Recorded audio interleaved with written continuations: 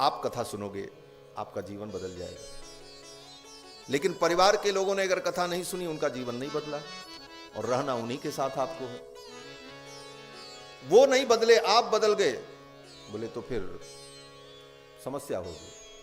समस्या ये होगी कि आपका जीवन तो बदल गया, आप सवेरे 4 बजे सो करके उठोगे, स्नान करोगे, घंटी बजाओगे, और बाकी लोग बोले 8 बजे तक सोने वाले, वो डिस्टर्ब होंगे। फिर वो यही कहेंगे, इनकी सीताराम ने कर दी नींद हराम।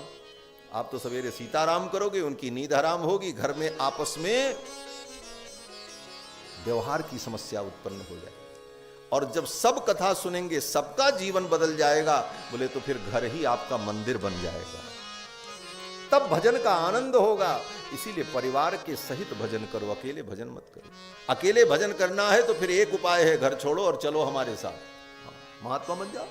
महात्मा लोग इसीलिए तो लोग बनते हैं, जब देखते हैं कि सब अनुकूलता नहीं भाई, तो फिर अकेले ही निकलो। और अगर वहां रहना है तो फिर उनको सबको अपने अनुकूल करो, दूसरा कोई तरीका नहीं। इसलिए वे मुनि महात्मा लोग अपने परिवार के सभी लोगों को लेकर के आए। सहपुत्र शिष्याः स्वस्त्री भिरायुतरति प्रणयेन युक्ताः।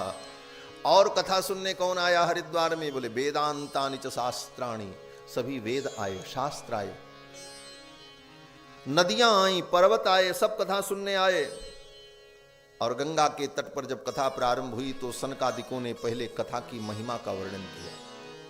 इस कथा की महिमा क्या है? इस कथा को जिसने नहीं सुना वो प्राणी अभागा है।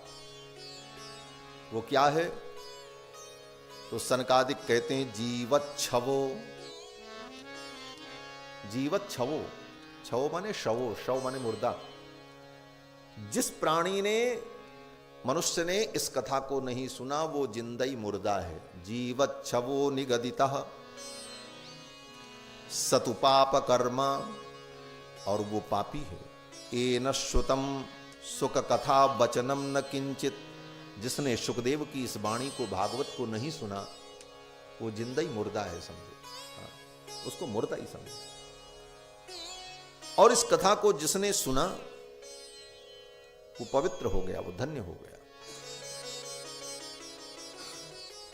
सूत जी कहते हैं कि जिसने इस कथा को नहीं सुना, चित्तम विधाय सुख शास्त्र कथा न पीता, जिसने अपने चित्त को समाहित करके इस सुख गाथा को नहीं सुना, इसको नहीं पिया, सुख शास्त्र कथा न पीता। देखो, जहां जहां कथा की बात आती तो सुनने की बात बहुत कम जगहों पर आती, पीने की बात हर जगह आती। पिबत भागवतम रसमालयम, इसको पियो। सुख शास्त्र कथा न पीता, जिसने इसको नहीं पिया। राजा परीक्षित भी कहते हैं, त्वन मुखाम भोजच्युतम हरि कथामृतम पिबंतम, इसको मैं पी रहा हूं। ये बार बार पिबंतम पिबंतम पिबत पिब, ये सारे शब्द का प्रयोग क्यों करते हैं वेद व्यास जी? बोले इसलिए करते हैं, बोले कथा को सुनो मत पियो। बोले सुनने और पीने में अंतर क्या है?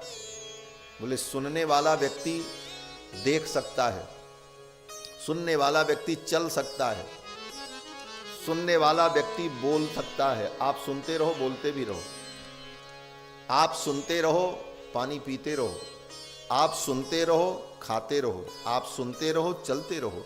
सुनते हुए और सारी क्रियाएं हो जाएंगी, लेकिन जब पीने की क्रिया हो उस समय कोई क्रिया नहीं होगी। आप पानी पीते रहो, आपसे कोई कहे बोलो, नहीं बोल पाओगे। आप पानी पीते रहो, आपसे कोई कहे चलो, बोले रुको पहले पी लें तब न चलें, कैसे चले?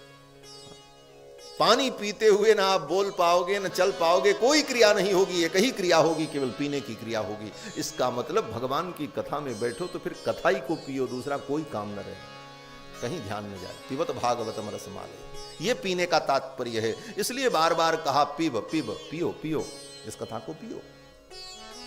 सुख शास्त्र कथा न पीता, जिसने इस कथा को नहीं पिया वो क्या है? बोले चांडाल वच्च, वही चांडाल है।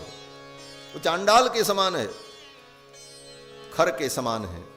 मिथ्या स्वजन्म जननी जनि दुख भाजा, उस व्यक्ति ने संसार में व्यर्थ जन्म लिया जिसने इस कथा को नहीं सुना।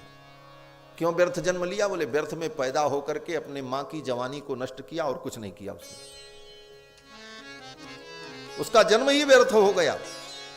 मिथ्या स्वजन्म जननी जनि दुख भाजा, अपनी मां को जन्म देने का दुख भुगाया, बस इतना ही किया और उसने कुछ नहीं किया। अरे इस कथा की इतनी महिमा, बोले हाँ, बोले तब तो इसे सुनना चाहिए। ऐसा सुंदर काम किस दिन करें, किस मुहूर्त में करें? व्यास जी कहते हैं देखो दुनिया में सब काम के लिए मुहूर्त है, दिन तय है। इस मुहूर्त में ये काम करना, इस मुहूर्त में ये काम करना, हर काम के लिए पंडित जी पंचांग खोल के मुहूर्त बताते हैं। अभी मुहूर्त ठीक नहीं है, ये मुहूर्त आवे तब करना। बोले भगवान की कथा, बोले भगवान की कथा के लिए कोई मुहूर्त नहीं होता।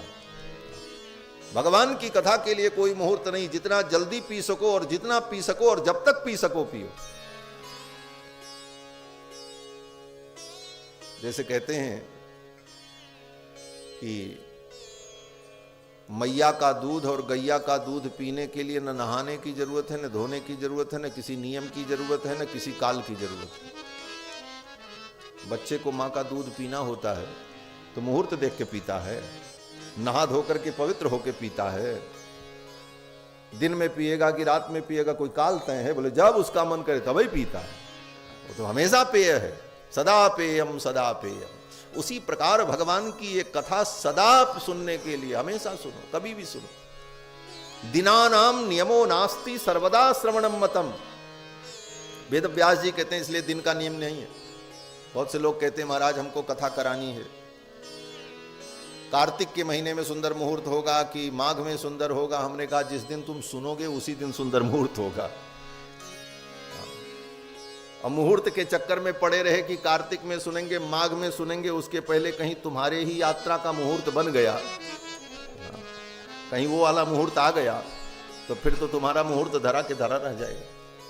इसलिए भगवान की कथा में कोई मुहूर्त नहीं, जब आपकी अनुकूलता हो तब सुन लो। इसीलिए कथा हर महीने में होती, पितृपक्ष में भी होती है, खरवास में भी होती है, मलमास में भी होती है, नवरात्रि में भी होती, माघ में भी होती, कार्तिक में भी होती। जब सुनो तब सुनो। दिनानाम नियमो नास्ति सर्वदा श्रवणम मतम। और ये भगवान के विषय में, भगवान की भक्ति, भगवान की कथा, भगवान का नाम, भगवान के चरणों का चिंतन, इसमें मुहूर्त की कोई जरूरत नहीं। पंडित जी रोज श्लोक बोलते हैं, तदेव लग्नम सुदिनम तदेव तारा बलम चंद्र बलम तदेव विद्या बलम दैव बलम तदेव लक्ष्मीपते तेंघ्रियुगम स्मरामि। जिस समय भगवान के चरणारविंद का हम स्मरण करते हैं, उनका चिंतन करते हैं, उनकी कथा सुनते हैं, वही सबसे बढ़िया मुहूर्त है। उससे बढ़िया सुंदर कोई मुहूर्त नहीं।